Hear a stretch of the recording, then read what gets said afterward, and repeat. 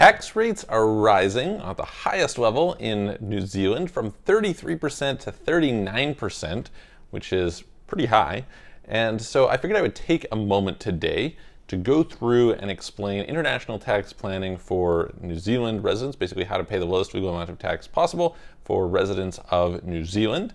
And I'm going to take the opportunity to use this as a context for how I think about international tax for any other country, because there's kind of some misunderstandings or a lack of understanding, I guess it is, around how these things work. And so I'm going to try and give you guys a framework for what that is. So I'm Michael from Offshore Citizen, Offshore Capitalist, and welcome. If you have not already been here, please hit the subscribe button, hit the notification bell. Make sure you don't miss out on any of our videos. We try to produce great content for you every single day.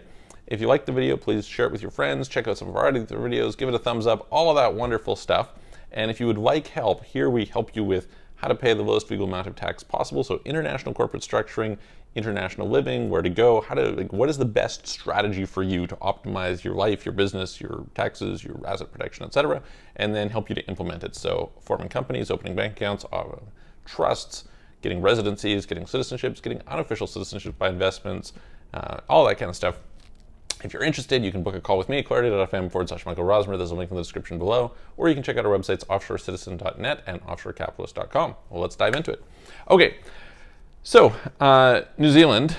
Actually, I'm a pretty big fan of New Zealand, which is probably a horrible thing to say as somebody who is in my position. And, you know, it's a relatively high tax country, but I think they do things really well in New Zealand. They had traditionally a highest tax rate of 33%, which sounds pretty high, but realistically, for a Western developed country, like if you were to compare to Western Europe, this is not high. Compared to Canada, this is not high. This is lower than the US at 37%, and so it was like kind of a reasonable level for that type of a country. Although, you know, compared to Singapore or Hong Kong or Eastern Europe or UAE, where I'm right now, etc., that's not so good. But that being said, you know, it was decent. They also have an interesting 48-month exemption for people who newly move to New Zealand on foreign income. So that's pretty cool, right? And on top of that, they have exemptions for most capital gains.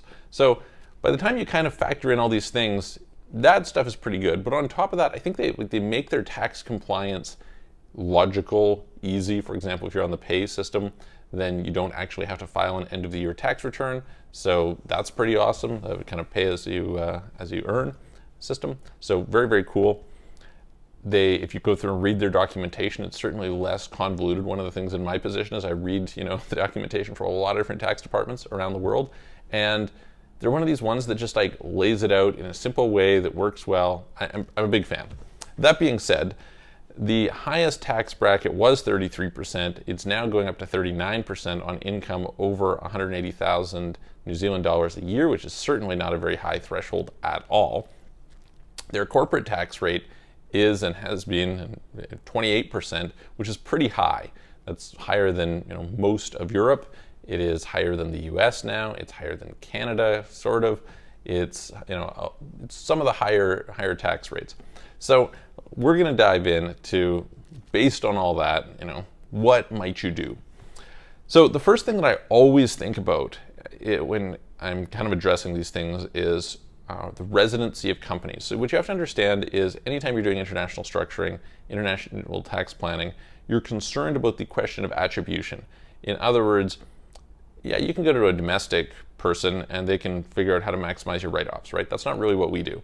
What we do is we say, hey, listen, could we attribute your income to somewhere else where it is lower taxed, okay? Now, sometimes in order to do that, we have to leave it there. Sometimes we can bring it back, and, you know, sometimes we can give it to the personal level, sometimes we can't, okay? So we're kind of thinking about how do we move income abroad? And in order to do that, the first step is to say, how do they judge the residency of a company? So New Zealand happens to judge based on the management control standard as well as the registration standard, which means that if you want to have a foreign company that pays little to no tax, it has to be genuinely managed and controlled outside of New Zealand, okay? In other words, you cannot simply go and form a company in British Virgin Islands and sit and run it from New Zealand and pay zero tax, okay? There's a bunch of reasons why you can't, but the first reason is corporate residency. So most important starting point, you need to form a company abroad, right? That company abroad you're going to see is probably should be owned by a New Zealand company, not necessarily, but probably, okay? And that company has to be genuinely foreign. To make it genuinely foreign, you need to make sure that it actually has management and control abroad, which means basically the director level decisions. And they actually are pretty helpful in New Zealand about kind of giving you some guidance around how they figure this out, okay? Let's say you get a company formed there. The question somebody might ask is, well, what's the best place to form a company? New Zealand's pretty good about not being discriminatory based on one part of the world or another. So I would say any place that you can get low taxes with good banking, with financial services infrastructure, etc., that works for your clients makes sense. Okay, so maybe this is someplace like UAE. Maybe this is someplace in Europe, like Cyprus, or maybe it could be Estonia in a certain perspective. Maybe it's Hong Kong. Maybe it's Labuan. Maybe it could potentially be a U.S. company. Get a little bit trickier when we talk about U.S. LLCs, but there could be some structure down any of these different pathways that might work for you. The important thing is, typically we want to go for being able to achieve 0% tax at that place, and then we're going to get into what the other part is. So, okay, that's step one. Step two. Actually, before I go on to that, I'm going to give you a quick clarification, which is something that a lot of people miss. I deal with sometimes lawyers and tax planners and things like this in different parts of the world who miss this point, and I have to correct them when we're working with clients. And that is, just let's use an example of Hong Kong. Okay, so say I'm a New Zealand resident. Say I set up a Hong Kong company. Okay, say I don't manage and control it from Hong Kong. Okay, say I don't have it in New Zealand, but I don't have anything in Hong Kong. Some people would believe, oh, well, I need to have the directors, the management in Hong Kong. This is not true. The directors, managers, etc., cannot be in New Zealand, but so long as they're not in New Zealand, it's not a New Zealand tax resident company. So they have to be somewhere else in the world that is not going to trigger tax, right? So maybe that's UAE, maybe that's Isle of Man, maybe that's Jersey, maybe that's Malta, maybe that's, it could be a bunch of different places, but it cannot be in New Zealand. So there's a difference between saying, hey, listen, it's got to be in wherever the country it is, and it's simply not, it's got to be outside of New Zealand. So in this case, the management and control of the company has to be outside of New Zealand, okay? Perfect. Next, we go on from there and we say, okay, well, the source of the income. We always have to have the source income, of course, outside of the country. Virtually any country in the world will tax you on local source income. So what does this mean? This means that you can't have permanent establishments in New Zealand. They need to be abroad. And you need like the actual source of the income to be there. Now, source income is always a weird thing, because so what sometimes people will get confused with is they'll say, oh, my customers are outside of New Zealand, so the source of the income is outside. No. Usually this is based on permanent establishments. So that's, or do you have offices there? Do you have people who are, approving the contracts, et cetera, there? As well as where is the work being done, okay? You get a little bit of like, if you're talking about manufacturing and you're buying it in one place and it's going somewhere else, you get a little bit of stuff there. But loosely speaking, let's just say, where are your operations, okay? It's more complicated than that, but I'm just going to kind of like simplify it. The operations need to be outside of New Zealand, okay?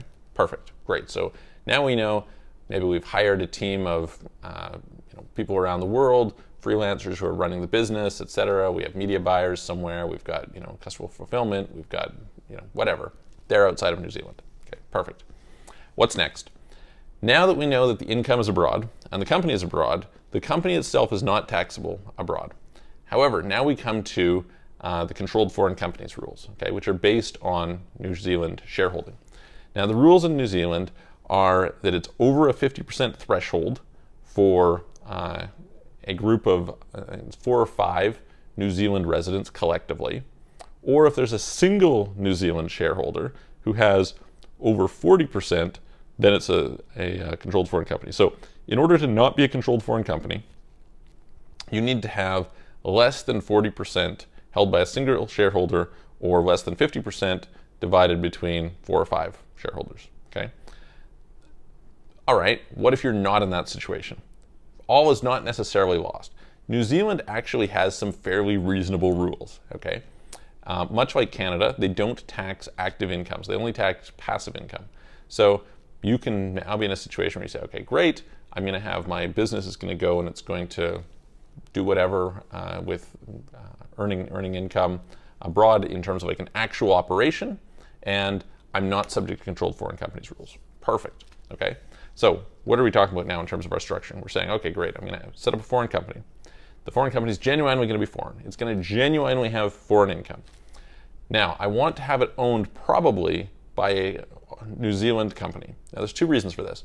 One is typically there's going to be some income attributed to New Zealand, and we want to separate what is abroad versus what is domestic. And so all the stuff that's domestic, we're going to put in the New Zealand company. We're going to pay tax on that just like normal. All the income that is abroad is going to be taxed based on whatever the rules abroad are. In addition to that, if that company pays out dividends to the New Zealand company can receive these tax-free. Okay, also good. It's especially good in the case of New Zealand because New Zealand has these really good rules around capital gains. So now what can I do? Now I'm able to, so I've deferred the tax, right? If you're following here, we're potentially at 0% corporate tax. That's like our best case scenario here, right? We haven't got to personal, but corporate, 0%, good. Now that company is going to be able to go and make investments, right? If it's making investments and earning capital gains, these are also not subject to tax. Now, there's some exceptions to that, right? If you're buying real residential property in New Zealand, things like this, if the purchases are seen as being a business operation, etc. But you can potentially invest that money and grow that money through repeated, buying an asset, the asset goes up, you sell the asset, you roll it into the next one, and not pay tax there. And you can defer that to a very large extent. I've done some videos previously about the significance of deferral, which people vastly underestimate. So they can essentially have a big retirement account, which is, vast. It's wonderful. The problem with this, of course, is you're going to get taxed when you pay that money out. That being said, if you defer for long enough, you're in a good position. Now, New Zealand does not, there's a few different things that could happen here, right? Number one is, I gave this example saying, hey, listen, you're using a New Zealand company to own it. You may not. There are some special types of trusts you could use which could own that company and could allow you to defer, which might be useful. And I'm going to give the scenario under which that would be useful, aside from asset protection, because asset protection could be useful in itself. The other scenario is if you were planning on leaving New Zealand. Now, New Zealand doesn't have an exit tax. That's great. But if basically they have an imputation system for taxes paid on corporate profits when they pay out a dividend. If they've paid corporate taxes, then when they pay out the dividend, and it's not going to be subject to tax.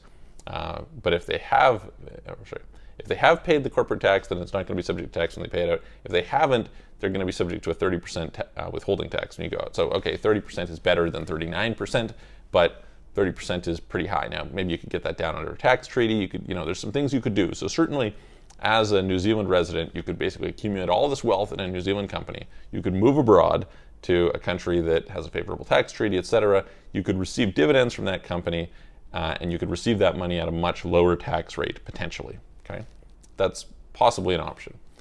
That being said, maybe that's not what you want.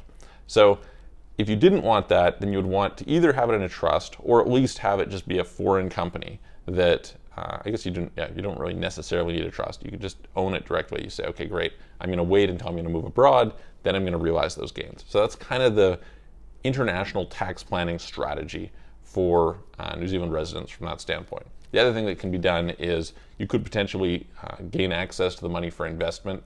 Basically, you roll that and get a higher return than how you gained that, and then eventually pay it back. And so there are some tricks that can be done there. Just like taking advantage of this capital gains thing, there are some tricks that you could use to basically realize those gains at a later point without having to withdraw the money, and that could be potentially beneficial for you as well. So anyway, I hope that's helpful for you. If you like the video, please give it a thumbs up. If you have questions, put them in the comments below. If you're interested in help with international tax planning, international corporate structuring, where to go, how to optimize your life, how to figure out where the best place is for you to be, what citizenships to get, what residencies, etc., as well as help with forming companies, opening bank accounts, getting residencies, getting citizenships, etc., please reach out to me. You can book a call, clarity.fm/Michael Rosmer, the link in the description below. You can check out our websites, offshorecitizen.net, offshorecapitalist.com, and you can send us a message there. I hope that helps. I'm going to see you guys on the next video.